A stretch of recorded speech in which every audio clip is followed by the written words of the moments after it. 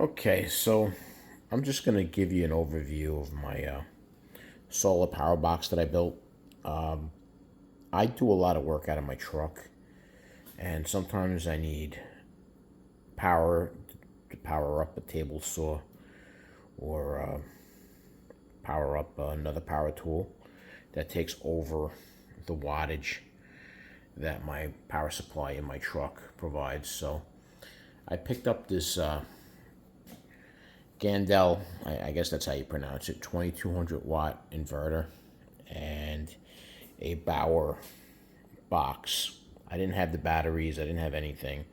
So then I bought the batteries separate and it worked out fine. Let me show you what I did. Let me show you what I have on the outside of the box, and then I'll show you what's on the inside. 2200 watt power supply, which is good for about 18.4 amps. It's a pure sine inverter. I have the inverter's got two outlets, a USB port. That's for a remote if you want to set up a remote. If you have it in a cabin and you want to put the remote when you walk in by the door to turn the power on to the house. This is it has the ability to wire directly into a box. So what I did was I just cut a power strip. I connected it there because I don't want to really use those outlets unless I have to. I'd rather use and put the wear and tear on the power strip here. I have a Blue Seas shutoff that shuts off power to the entire system.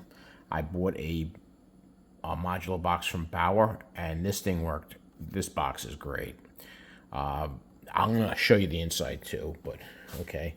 I have an XT, I think it's a 60 connector to charge up the battery using a lithium phosphate charger. I have the ability to charge the batteries inside using a Bouge RV Solar MPPT charge controller. It's 40 amps. And if you notice, I have a XT90 connector there. And I plug my solar panels in through there. And once it's all on, it'll charge the batteries. I also, on the back of the box, I have the controller for the shunt, and I have a USB charging port. That's all I have there. I'm probably going to put a cigarette lighter plug right there. I have this compartment free to put stuff on. And I have the inverter wires coming out through here, through the handle. And I put the inverter on a painted 3/4 inch piece of pine. The inverter has these feet that are for vibration dampening, and I wanted to put it on a flat surface, and that worked out fine. Let me open up the inside and show you what I have. I have two batteries in there. A Redodo. Hold on, let me put a piece of block of wood here so I can keep it open and you can see what I did in here. I have two Redodo batteries, and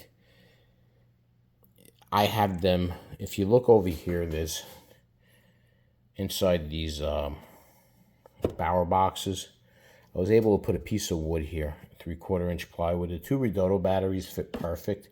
I went to Michael's craft store and I got these, it's like a 1/4 inch styrofoam with cardboard on it to cushion the batteries. They fit perfectly. They don't move at all in here.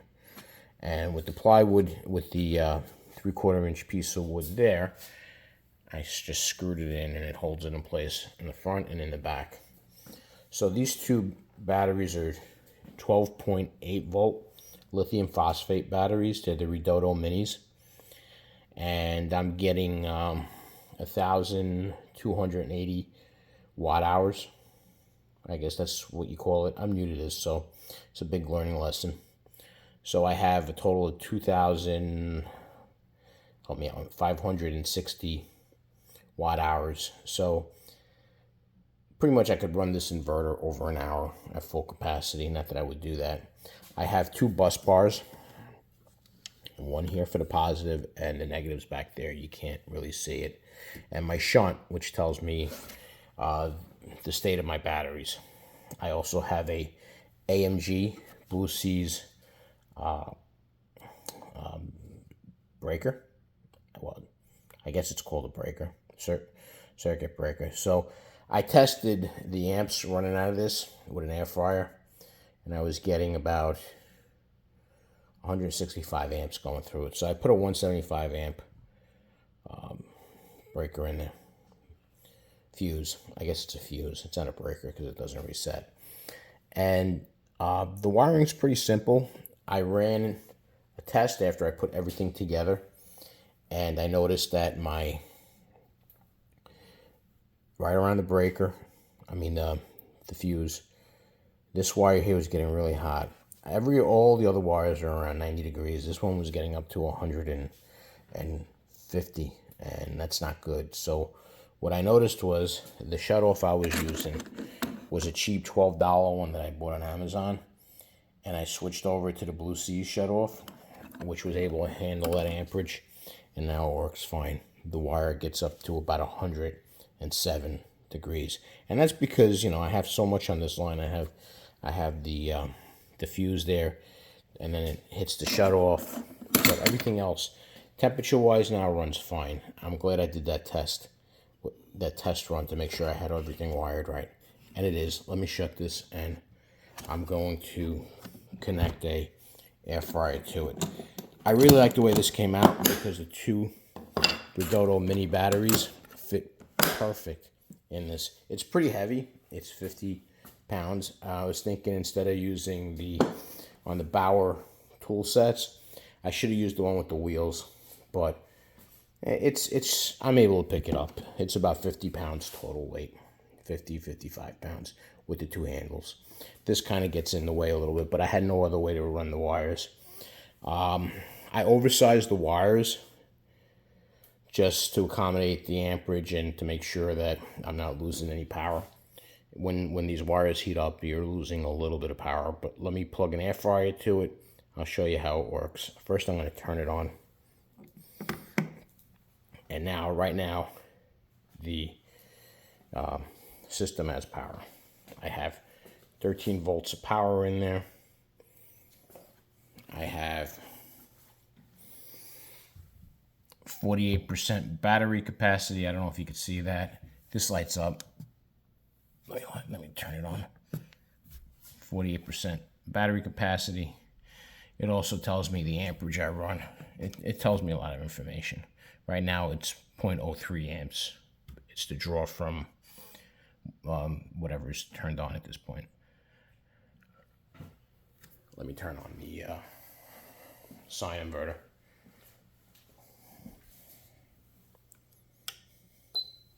That's telling me 13.2. There's a little bit of difference because that's telling me 13.2. This is telling me 13 volts. This pretty much, if I had to get another MPPT converter, I would. I like this brand. I like it because I got it cheap.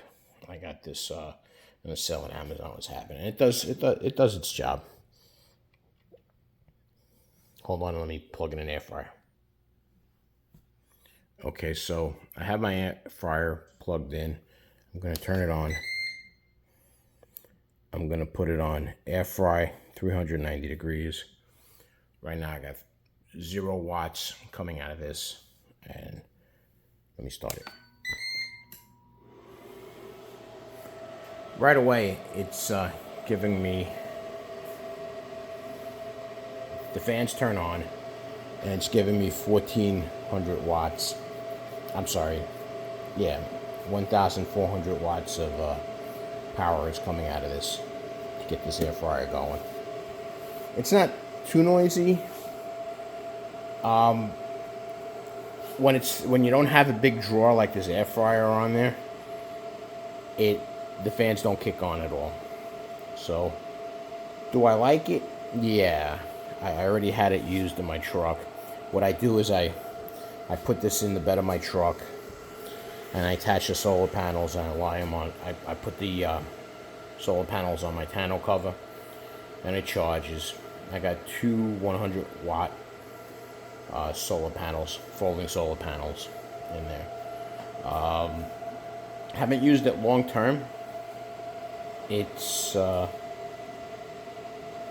project I worked on. I paid about 50 cents a watt hour. Now, if you get a Delta Flow, or you get one of these already made, what I didn't like about those is that you're paying a lot per watt, almost $1 a watt, for the convenience to have something built. And I guess if you're not handy, you could get one built and it works, and you could just not worry about this. But I like the modular part of this, where if the sine wave inverter breaks, I just replace it with another one. The batteries are lithium phosphate, and I should get about 10 years worth of life on them. I use a special charger for it. I use a 20 amp charger made for lithium phosphate batteries. You could also charge AMG batteries, regular lithium batteries, and you can repair batteries with this charger. It's 20 amps, and like I said, I just plug it in here, and it takes about, those two batteries there, they consume a lot of electricity. It takes about maybe 5 hours to charge. I didn't want to go into details. There's plenty of videos on how to make these, but I think if you're looking to use mini batteries, the Barrel box is a good choice. The batteries come up to here where these two screws are, and the rest you have room to work on. I left the inverter on the outside. I was gonna get the box that goes on top of this and stick the inverter in it, but I said to myself, why do I want to limit the air circulation to the inverter?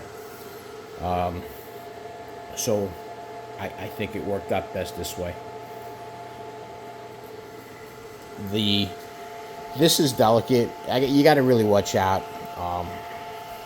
Can't leave this out in the rain, obviously.